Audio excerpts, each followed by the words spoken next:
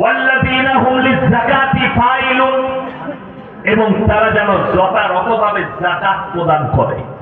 আমাদের সমাজের লোক যাকাত দেওয়াকে মনে করে জুলুম করা, মনে করে না করে যে আমার জুলুম হচ্ছে, না জুলুম নয়।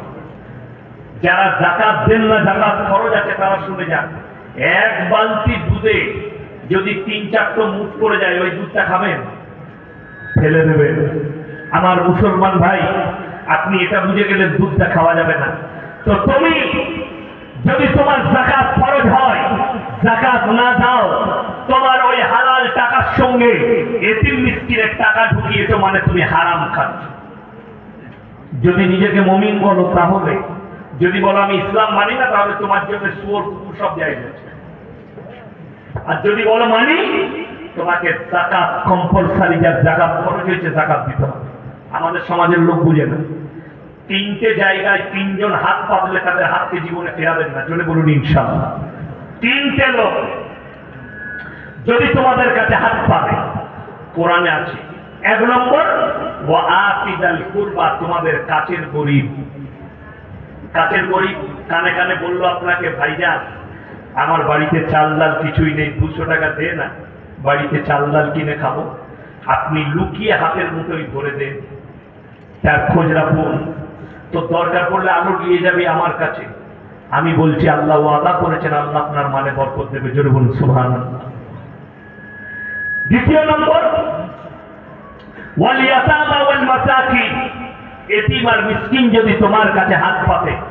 3 নম্বর, ওয়াবনাস সাবিলি ওয়ালা তুবাদ্দিদ তাবদীল, মুসাফির, কাছের গরিব, এতিম মিসকিন আর মুসাফির, এই 3জন যদি তোমাদের কাছে হাত পাতে, এদের হাতে যদি তোমরা পয়সা দাও, এদের দোয়াকে আল্লাহ কারেন্টের মতো কবুল করবেন, জোরে বলুন সুবহানাল্লাহ। আমাদের দেশের লোক দেখবেন একটা গুণ খারাপ আছে, কোন যদি মানুষ টাকা চাইতে আসে, অনেক লোক কথা শোনায় না, তোমার শরীর আছে কেটে খেতে পারো না, তুমি ভিক্ষা চাইছো। নবীজি সাল্লাল্লাহু আলাইহি সাল্লাম বললেন, তোমার শক্তি থাকতে ভিক্ষা বৃদ্ধি করো না। নবীজি আবার বললেন, কেউ যদি হাত পাতে তাকে তোমরা অপমান করে ঘুরিও না। যারা দান করেন, 1 টাকা 2 টাকা হোক আর 100 গ্রাম চাল হোক, মনে মনে ভাববেন আল্লাহ আমাকে দেনেওয়ালা বানিয়েছে, চাহনেওয়ালা বানাই। আমি হাত পাতিনি, আল্লাহ তো আমাকে দেনেওয়ালা বানিয়েছে, সামনেওয়ালাকে আল্লাহ হাত পাতিয়েছে। শুকর আদায় করবেন সিজদায় পড়ে যে আল্লাহ তুমি আমাকে দেনেওয়ালা বানিয়েছো। 1 টাকা দেন আর 2 টাকা দেন, আল্লাহ তোমাকে দেনেওয়ালা বানিয়েছে, তোমাকে চাহনেওয়ালা বানাই, তোমাকে হাত পাতনেওয়ালা বানাইনি। আল্লাহ তোমাকে দেনেওয়ালা বানিয়েছে, এটা মনে রাখবেন। আর মুসাফির, এই 3জন আল্লাহ মাল কারে কখন শুনে নেন, ইন্নাল মুবাদদিরিনা কানু ইখওয়ানাশ শায়াতিন ওয়া কানা আশ-শাইতানু লিরাব্বিহি কাফুরা। মানুষ যখন অপব্যয় করে, আল্লাহ কোরআনে বললেন যারা অপব্যয়কারী তারা হচ্ছে শয়তানের ভাই। শয়তান জাহান্নামী, তার ভাই যারা হবে তারা জান্নাতে যেতে পারবে না। অপব্যয় কাকে বলে? আপনার হালাল টাকা আপনি লটারিতে খরচ করছেন, মেয়ের পেছনে খরচ করছেন, মদে গাঁজায় খরচ করছেন, গান বাজনায় খরচ করছেন, ইসলাম বিরোধী কাজে আপনি খরচ করছেন, এগুলো হচ্ছে অপব্যয়। আর আল্লাহ কোরআনে বললেন এরা হচ্ছে শয়তানের ভাই। তখন আল্লাহ মালকে কেড়ে নিবেন তোমার কাছ থেকে। অনেকজন বলে হুজুর বেঈমান কাফেররা তো এত পাপ করে, তাদের কেন মাল থাকে? এইখানে একটা পয়েন্ট আছে, কিয়ামতের দিনে পাপ আর পুণ্যের হিসেব হবে মুমিনের। কথাটা বুঝে আসছেন? আসেনি? কার? যারা ঈমান এনেছে তাদের। যারা ঈমান আনেনি তাদের জন্য জাহান্নাম ছাড়া আর কোনো পথই থাকবে না, হিসেবই থাকবে না। কথাটা বুঝতে পেরেছেন না পারেননি? বুঝাতে পারলাম? তাদের জন্য কোনো হিসেবই থাকবে না। যারা রসুলের প্রতি ঈমান আনেনি, আল্লাহর প্রতি বিশ্বাস আনেনি, তাদের হিসেব নিকেশই থাকবে না। তাদের জন্য ফি নারি জাহান্নামা খালিদিনা ফিহা, তারা দাখিল হবে জাহান্নামে।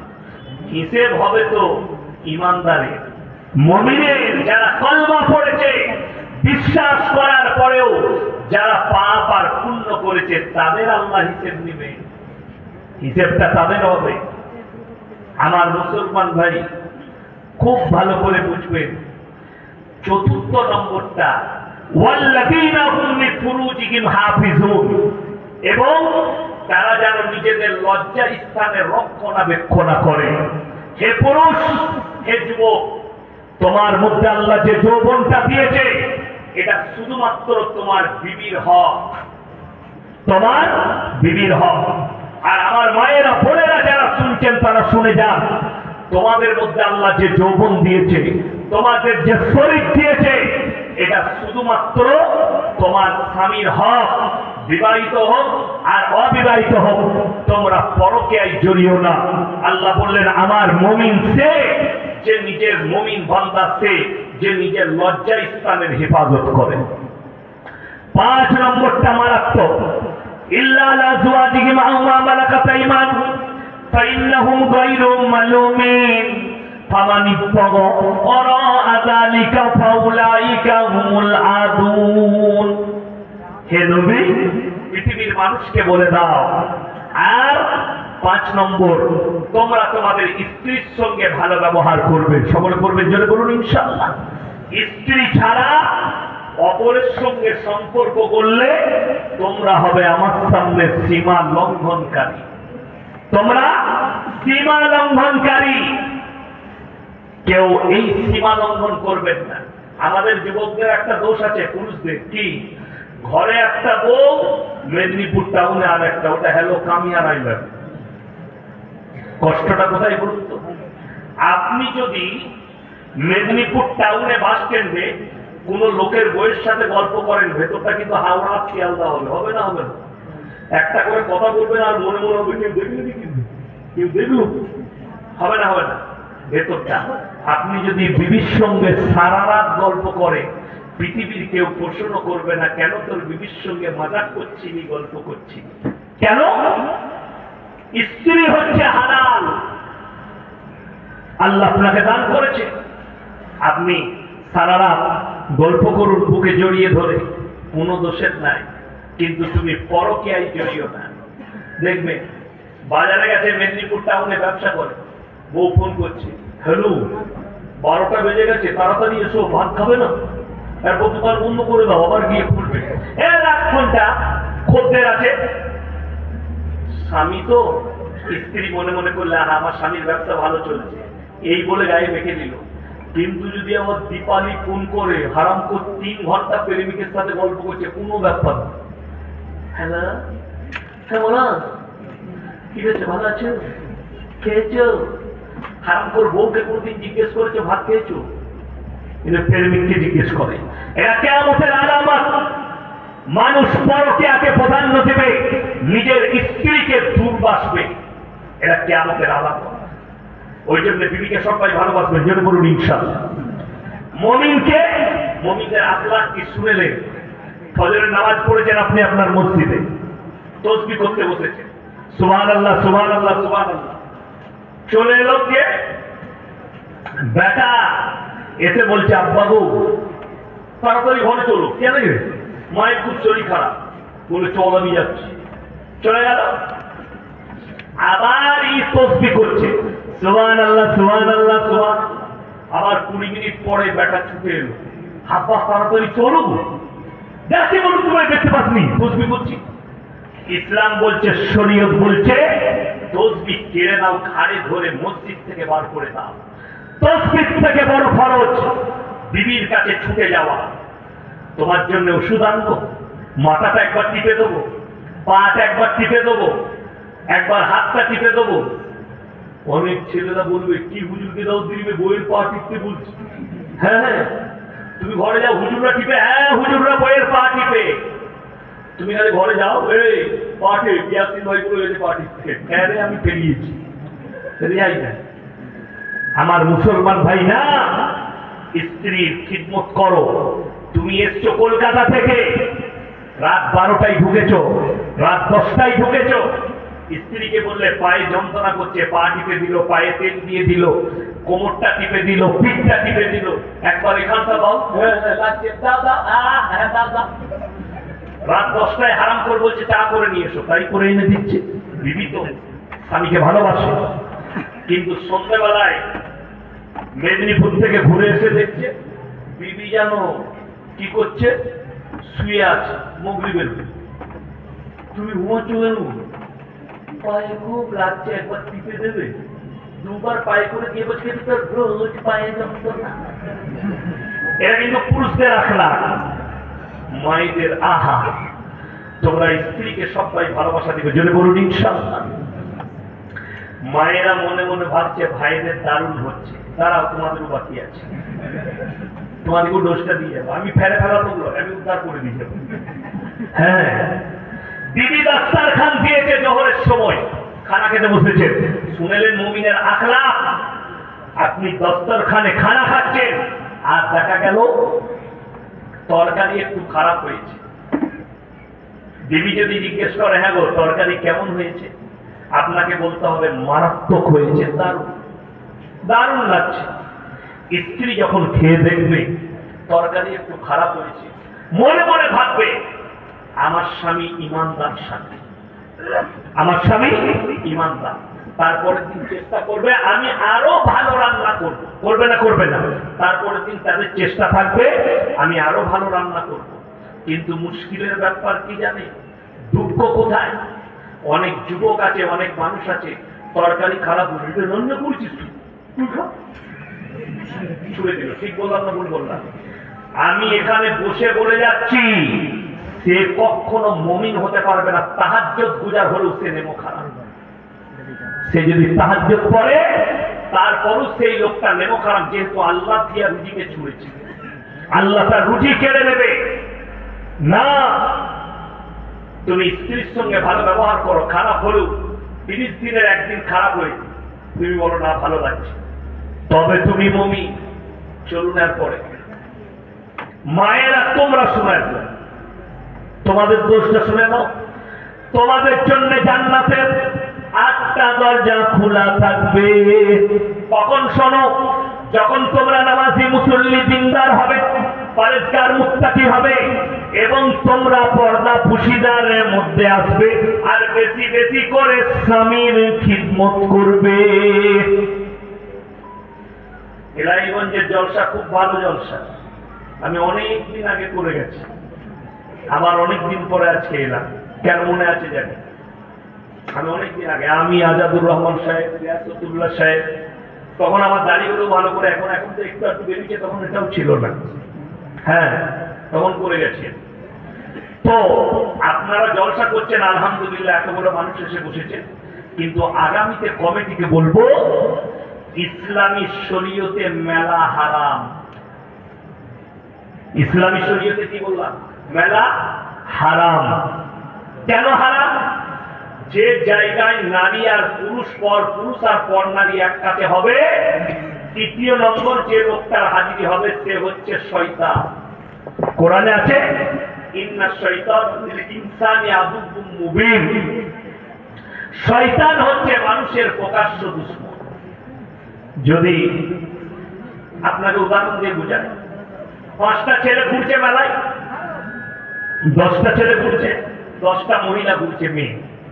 শয়তান বেটা ছেলেগুলোকে বললে ভিড় আছে, বেঁধে চালিয়ে যাবে, মেরে দিয়ে চলে যাবে।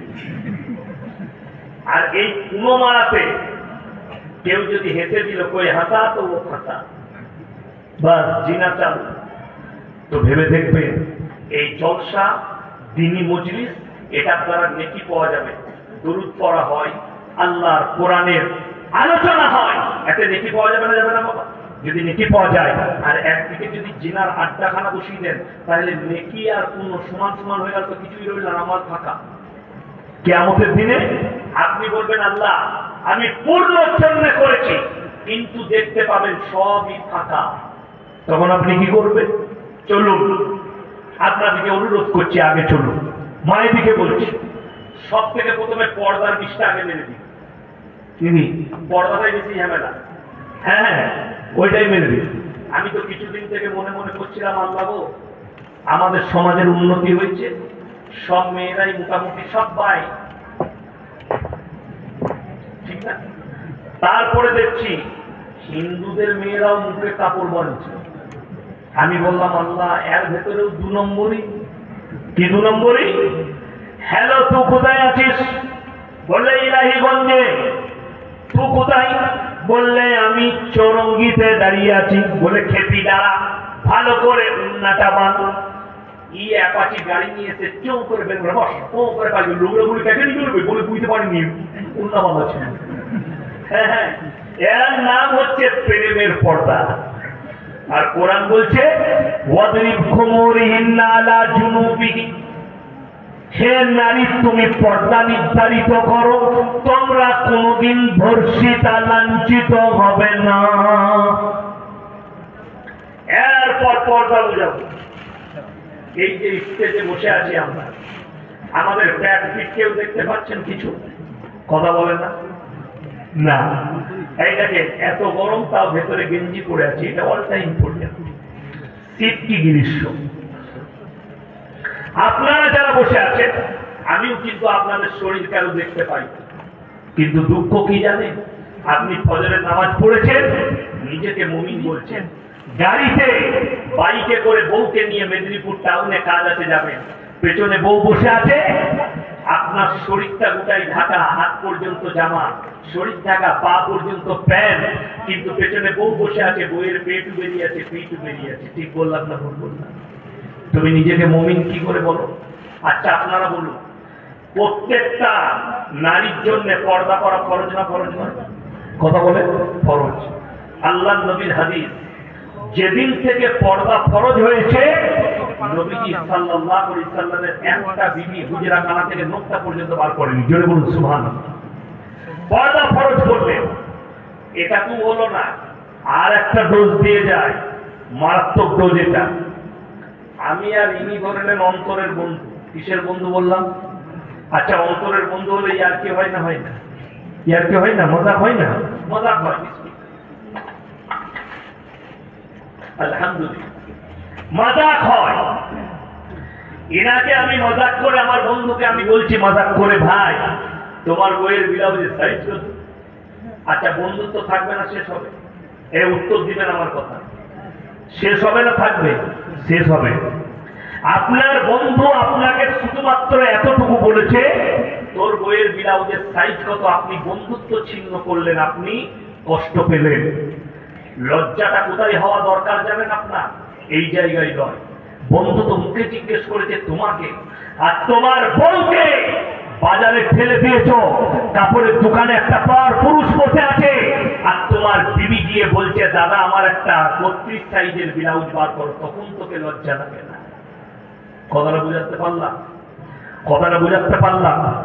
গুদা বাংলায় বায়ান করছি আমি, শুদ্ধ বাংলায়। তোমার বিবি বাজারে গিয়ে নিজের ভেতরের সাইজ বলে একটা পর পুরুষের কাছে মাল কিনছে, তখন তোকে লজ্জা লাগে না? তোর বন্ধু খালি সাইজ জিজ্ঞেস করেছে, তোকে লজ্জা লাগে? ভেবে দেখবেন, রাতের বেলায় গভীর ভাবে ভাববেন। আমি যে কথাটা বলে গেলাম, আপনার চোখ দিয়ে পানি আসবে। তোমার বিবিকে বাজারে ফেলার কারণে তুমি কিয়ামতের দিনে তোমার নামাজ ভাজা হয়ে গিয়ে তুমি আটকিয়ে যাবে। আমি রমজান মাসে এইদিকে জলসা হয় না, রমজান মাসে জলসা হয় বেশিরভাগ মুর্শিদাবাদ, মালদায়। আমার বহরমপুরে একটা জলসা ছিল, তো আমার বন্ধু মানুষ, ভালো বক্তা মুফতি জার্জিস হোসেন কাসমি, বেলডাঙ্গা জালিলিয়া মাদ্রাসার প্রধান শিক্ষক এবং মুহাদ্দিস। আমি বললাম ভাই আপনার মাদ্রাসায় ইফতারি করবো, বলে চলে আসুন। ইফতারি করলাম। আমি বললাম ভাই বাড়ির জন্য কাপড় জামা কেনা হয়নি, কোথায় কিনবো? বললে আরে চিন্তা নাই, সব থেকে বড় দোকান চলে যান, নাম করবে। আমি গেলাম, দোকানের সামনে গাড়ি রাখলাম, দোকানে যখন ঢুকলাম, ঢুকেই দেখছি সব খালা আমি একা খালি খাবো। আমি তো ভয় পেয়ে গেছি। আমাকে বললো হুজুর সাইডে দাঁড়া। আমি কোন রকম লজ্জায় একটা মেয়ের, আমার ছোট মেয়ের জামা নিয়ে বেরিয়ে পালিয়ে এলাম। ঢুকেছি যখন কিছু একটা নিয়ে বেরোতে হবে, দুঃখটা কোথায় লাগলো? এই মহিলাগুলো সব মুসলিম মহিলা, স্বামীরা বাড়িতে বসে আছে, নাইলে হারামখোর চায়ের দোকানে আড্ডা দিচ্ছে, আর বিবিকে বাজারে ঠেলে দিয়েছে। তুমি কি করে নিজেকে মুমিন বলে প্রকাশ করো? বিবির একটা ওষুধ কেনার সময় তোমার নাই, এলাহিগঞ্জের চায়ের দোকানে বসে হারাম করে 3 ঘন্টা আড্ডা দেয়, আর বিবি বলছে আমার শাড়ির প্রয়োজন, বলছে চলে যাও কিনে নিয়ে যাও, স্কুল চলে যাও, যাও মেদিনীপুরে কিনে নিয়ে। তোর লজ্জা শরম নেই? আবার নিজেকে নামাজ পড়ে বলিস মুমি। এরা গায়ে লাগা কথা। কিন্তু ভেবে দেখবেন মায়েরা, শোনো, আপনাদের এলাহিগঞ্জ বাজারে কেউ যদি কলাগুলো ছিঁড়ে বিক্রি করে, মাটিগুলো কোথায় বসে? কলা বলে না, কলায়। ওই কলা কিনবে কেউ? কিনবে না। আমার মায়েরা, তোমাদের মূল্যটা হিরে মতি মুক্তোর থেকেও বেশি। কথাটা বুঝতে পারেননি? হিরে মুক্তোর থেকেও বেশি। একটা মুক্ত পাথর তাকে যদি খুলে রেখে দেন তার বেইজ্জতি হবে না, কিন্তু একটা মা এত বড় মূল্যবান জিনিস, তার শরীর যদি খুলে রাস্তায় ঘুরে, তারা বড় বিপদে পড়ে যাবে, আর বড় বেইজ্জতি হবে।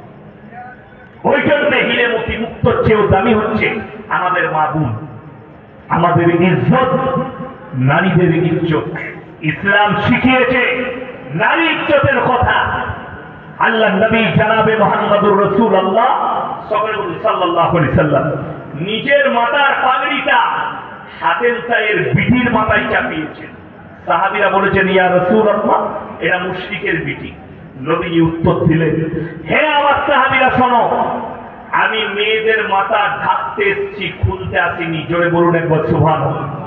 আমি মেয়েদের মাথা ঢাকতে এসেছি, খুলতে আসিনি। এটা হচ্ছে রাসূল সাল্লাল্লাহু আলাইহি ওয়াসাল্লামের ভাষা। এরপর ভেবে দেখুন ইসলাম কতটা সম্মান দিয়েছে একটা নারী। কোরআনে একটা সূরা অবতীর্ণ হয়েছে, সূরা নিসা। এটা শুধু মায়েদের ইজ্জতের ওপরে অবতীর্ণ হয়েছে। আপনার অনুভব হবে না। কোরআনকে স্টাডি করুন, নবীজির জীবনীটা পড়ুন। যাদের ব্রেনে আঘাত লেগে আছে ইসলাম কি, যাদের ব্রেনে আঘাত লাগা আছে কোরআন কি, তাদেরকে অনুরোধ করে যাব, একবার কোরআনটা স্টাডি করো। তোমাদের বাচ্চাদেরকে তিনি শিক্ষা দাও, যাতে তোমার মেয়ে মুসলিমা নাসরিন না হয়ে যায়, তোমার মেয়ে যেন বেঈমান কাফেরের মতো রূপ না নিয়ে নেয়। ওই জন্য তিনি শিক্ষা দেন। আজকে শুনে নেন বুখারী শরীফের হাদিস 5885 নম্বর হাদিস। নবীজি সাল্লাল্লাহু আলাইহি সাল্লাম বললেন, দুটো ব্যক্তির দিকে কিয়ামতের দিনে আমার আল্লাহ তাকাবেন না। এক নম্বর হচ্ছে ওই ব্যক্তি, যে লোকটা, যে যুবকটা নিজের চেহারা মহিলার মতো করেছে, কানে বালি পড়েছে, হাতে মালা পড়েছে, মেয়েদের মতো চুল রেখেছে। এই ব্যক্তিরা কিয়ামতের দিনে আমার আল্লাহ তাকাবেন না, এবং তাদেরকে বলা হবে তোমরা মহিলার রূপ ধারণ করো। তারা বলবে আমরা অক্ষম, তারা জাহান্নামে প্রবেশ করবে। যে মেয়েরা পুরুষের রূপ ধারণ করতে চাইছে, ববিকার চুল, জিন্সের প্যান্ট আর গেঞ্জি, যারা পুরুষের মতো সাজতে চাইছে, এই মহিলাদের দিকেও আমার আল্লাহ কিয়ামতের দিনে তাকিয়ে দেখবেন না। এই মহিলারাও জাহান্নামে প্রবেশ করবে। আমার মুসলমান মা বোন, আমার ভাই, তোমরা নিজেদিকে পরিবর্তন করো না। এখন একটা রোগ এসছে লিঙ্গ পরিবর্তন। লিঙ্গ পরিবর্তন বাংলাদেশে ঘটেছে, শরীফ থেকে শরীফা। লিঙ্গ পরিবর্তন করা, কিছু মহিলা তারা লিঙ্গ অপসারণ করে, লিঙ্গ পরিবর্তন করে তারা পুরুষ হচ্ছে। কিছু পুরুষ লিঙ্গ পরিবর্তন করে মহিলা হচ্ছে। বলুন নাউজুবিল্লাহ। যারা এই খেল শুরু করেছে, আমি বলে যাচ্ছি, লিঙ্গ পরিবর্তনের পরে তারা যদি কাবা ঘরে তাহাজ্জুদ পড়ে, আল্লাহর কসম পেরুবার রাস্তা পাবে না। যেহেতু আল্লাহর কুদরতকে নিয়ে খেলা করেছে, আল্লাহর কুদরতি জিনিসকে নিয়ে খেলা করেছে। ওই জন্য অনুরোধ করে যাচ্ছি, বাচ্চাদিকে সহি তরবিয়ত দেন, ইসলামের তরবিয়ত দেন, কোরআন হাদিসের শিক্ষা দেন। আপনার ছেলে ডাক্তার হোক, প্রফেসর হোক, ইঞ্জিনিয়ার হোক, আইপিএস হোক, দরকার আছে আমাদের ছেলেদের শিক্ষিত হওয়ার, ডাক্তার হওয়ার, আইপিএস হওয়ার। কিন্তু মাথায় রাখবেন তার মধ্যে যেন দিন থাকে, তার মধ্যে যেন দিনই শিক্ষা থাকে, তবে হবে। তা না হলে বেঈমান কাফের যেন তৈরি না হয়ে যায়। আল্লাহ বিরোধী যেন না তৈরি হয়ে যায়। বড় বিপদে পড়ে যাবেন বাপ মা, তার পরিবার বিপদে পড়বে। বহু পরিবার এখন বিপদে আছে। এই ভারতে সমকামিতাকে জায়েজ করার দিয়েছে সুপ্রিম কোর্ট। এটাতে শুধু মুসলিম সমাজের ক্ষতি হবে না, গোটা ভারতের জীবন ব্যবস্থা ভেঙে পড়বে। তার পরিণাম উদাহরণ 1 নম্বর কি জানেন? 1 নম্বরটা উত্তর 24 পরগনা বনগা থানা। দুটো মহিলা কোন মন্দিরে গিয়ে তারা বিবাহ করেছে নিজেদের, নাউজুবিল্লাহ বলে বিবাহ করেছে। তারা কিন্তু হিন্দু, দুটোই পরিবার হিন্দু পরিবারের। তারা মন্দিরে গিয়ে তারা বলেছে আমরা সমকামী, আমরা একে অপরকে বিয়ে করেছি। এই সমকামীর কারণে যারা মুসলিম যুবক যুবতী আছে, যাদের ব্রেনে একটু একটু ঘুরছে যে আমরাও সমকামী হলে কেমন হব, তাদেরকে অনুরোধ করে যাচ্ছে এই পাপ থেকে তওবা তিল্লা করো। কেন?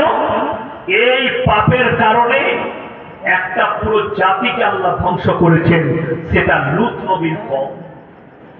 কোরআনে লাকির টানা হয়ে গেছে। আল্লাহ জাহান্নামী ঘোষণা করে দিয়েছেন তার বিবিকে। তাকে? লূত নবীর বিবিকে লাকির টেনে দিয়েছে। লূত নবীর বিবি জাহান্নামে যাবে, আর ফিরবে না। তো লূত নবীর বিবি যদি জাহান্নামে যায়, আর তুমি যদি সমকামী হও, আর তোমার পিতা, তোমার বাপ, তোমার আত্মীয়, এরা যদি সবাই মুমিন হয়, আর তুমি যদি মনে করো আমি যতই পাপ করি এরা দোয়া করে পার করাবে, এই স্বপ্নটা তুমি ভেঙে দাও। নবীরা যখন নিজের বিবিকে পার করাতে পারবে না, তো তুমি কোন ক্ষেতের মূলি যে তোমার বাপ তাহাজ্জুদ করে তোমাকে পার করিয়ে দিবে? তুমি কোন ক্ষেতের মূলি যে ইয়াসিন হুজুর দোয়া করে তোমাকে পার করাবে? তোমার জন্য ওই জাহান্নামের রাস্তাটাই অতিক্রম হবে, তুমি অনুভব করতে পারবে না। ওই জন্য অনুরোধ করে যাবে যে সন্তানকে সুশিক্ষা দেন, কুশিক্ষা নয়। আপনার ছেলে কোথায় উঠা বসা করছে এটাও নজর আপনাকে রাখতে হবে।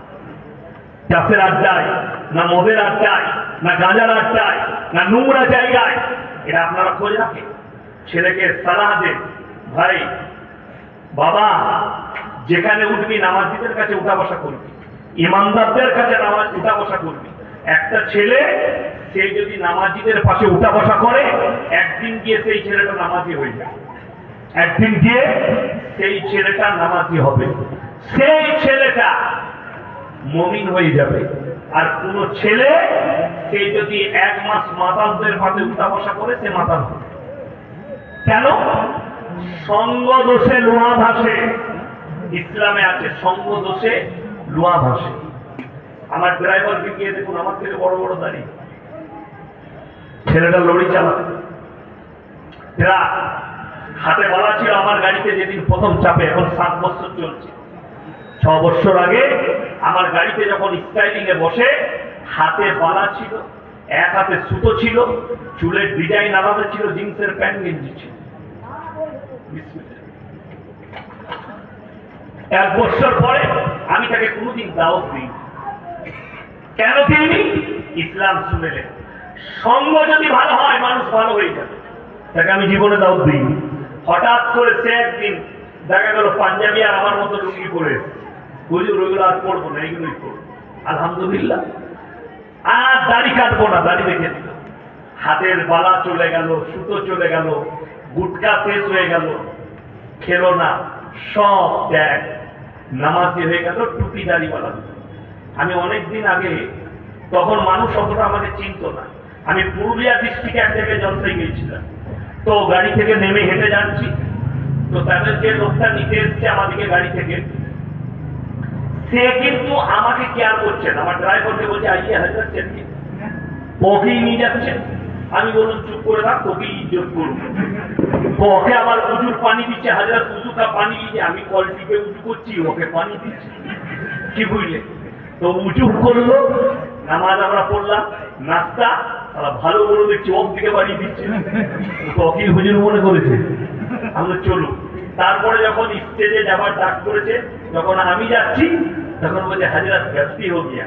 আমরা गलती कोई बात नहीं, ये तो अल्लाह का कुदरत है, ये उलमाओं का बरकत है, ये दाढ़ी और टोपी का बरकत है, ये कोई गलत बात नहीं है।